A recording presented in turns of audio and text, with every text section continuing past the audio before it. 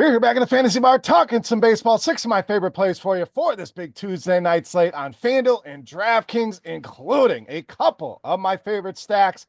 We'll get started for you. One with a value play with some big time upside I think is underpriced. Some one-off plays I don't think will be overly owned. And of course, my favorite play in the entire slate in an amazing matchup who's been red hot. Who we talking about? Only one way to find out. It's time to belly up to the fantasy bar.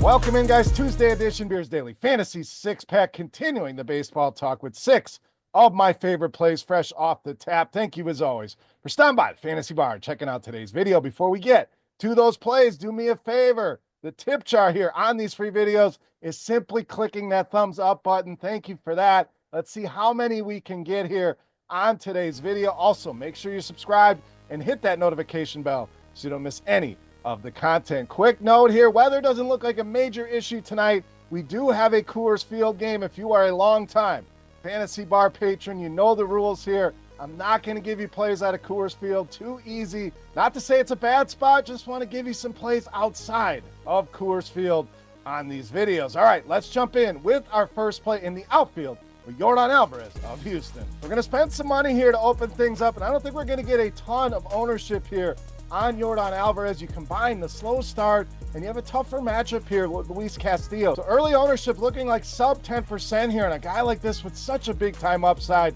especially against right-handed pitching. 391 WOBA last season, 262 the ISO in here, 14% barrel rate, and north of 55% hard contact rate. So some great numbers here for Yordan Alvarez against righties. Now, as good as Castillo has been, he did struggle with lefties last season. 369 WOBA, 237 the ISO, hard contact over 51%, and the strikeout rate down at 19.4%. So Alvarez, not a huge strikeout guy, but it negates some of that worry here. I think he gets it going sooner rather than later.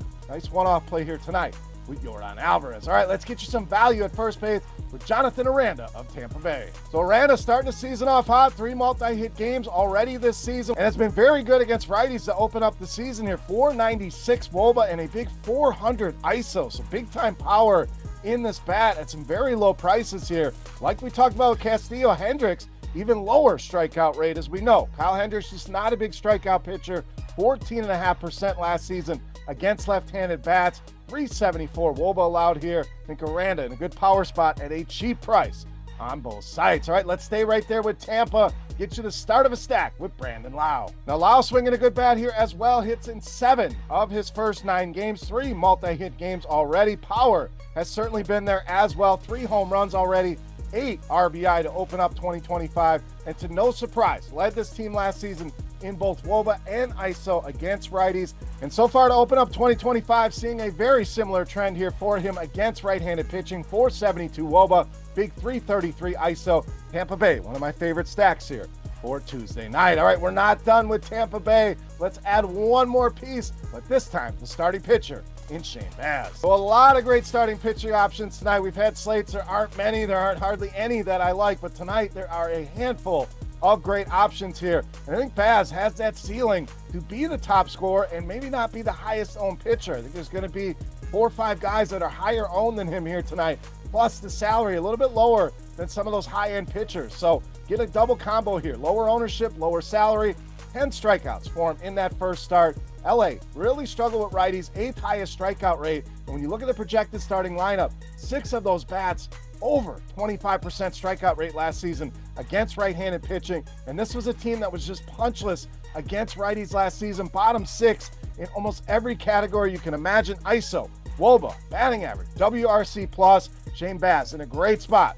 Rack up some strikeouts, put a big number on the board at sub 10K on both sides. All right, back to the bats at shortstop with Dansby Swanson of Chicago. So solid power here out of Swanson to open up the season. 3 home runs, 7 RBI thus far over the first couple weeks here of the season. 385 WOBA for him last season against left-handed pitching. 52% hard contact rate as well. So did really well against lefties in 2024. And anytime I see Patrick Corbin on the slate, I want to stack him with righties. Really struggled again last season. 377 WOBA, ISO over 200, and a 53% hard contact rate. Dansby Swanson, good power spot here tonight against Patrick Corbin. All right, it's time take a look at my favorite play for Tuesday night. Before we do that, let's continue our Beast of the Night contest. How do you play? Very easy. You click the thumbs up button, you head to the comment section, and all you have to do is put a number in there for my highest scoring hitters DraftKings points tonight. Doesn't have to be the Beast of the Night. It can be any of the 5 bats. You don't even have to identify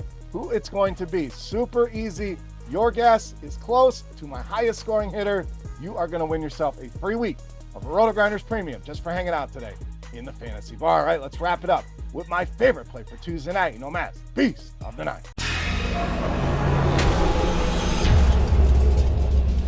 All right, Beast time. Promised you 2 stacks. We're going to stay right there with the Chicago Cubs and roll with outfielder Seiya Suzuki, tonight's Beast of the Night. So you talk about red hot to open up 2025. Suzuki certainly checks that box. 3 games already, over 20 DraftKings points, including a big 2-home run, 39-point DraftKings games, 5 multi-hit games over his last 8, and is absolutely crushing lefties. Limited sample here, but these numbers are off the charts with a WOBA over 700 and an ISO approaching 900. So big time power here.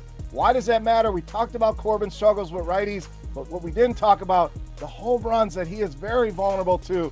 23 and 29 home runs allowed to right-handed hitters over the past 2 seasons. So over 50 home runs allowed to righties.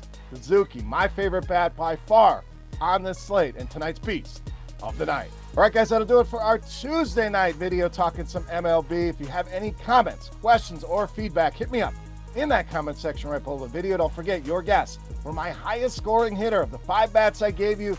What does their DraftKings points land at? Get your guess in. If you are the closest, we're going to give you a free week of RotoGrinders Premium. For RotoGrinders.com, I am Beer saying salut, guys. Thank you so much for watching. Best of luck on tonight's slate, and we'll catch you next time. Thanks for checking out our videos. Don't forget to subscribe to this channel for more DraftKings, FanDuel, and other DFS content.